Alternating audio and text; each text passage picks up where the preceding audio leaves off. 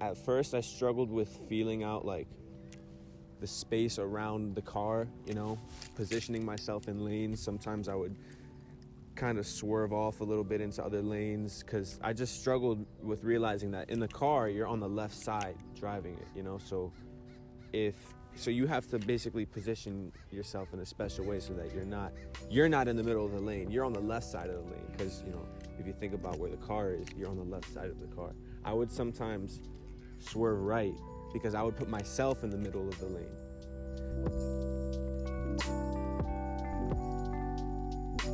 I am very assertive on the road, so I don't hold people up. I just get out of the way and I get where I need to go. One of my weaknesses is parking. I need to work on that.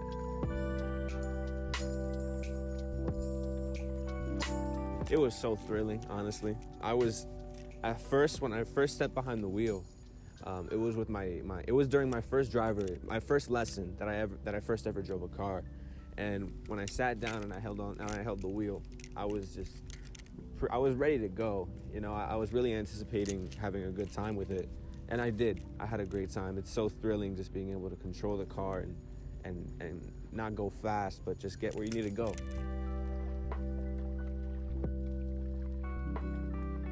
My last driver's lesson, my instructor gave me like a mock driver's test. And as soon as he said go, I failed because I went into the other side of the road thinking that I was going into the middle yellow lane. I thought I was crossing into that, but it was a very weird orientation. Like I had never seen this thing on the road. Basically, I wasn't crossing into the yellow lane. I was crossing into the other side of the road. The yellow lane hadn't actually been created yet. It was like further down. I was very confused with that. And as soon as he said, all right, your test begins now, I crossed and I failed. And I was like, wait, did I fail my test? And he's like, yeah, you did.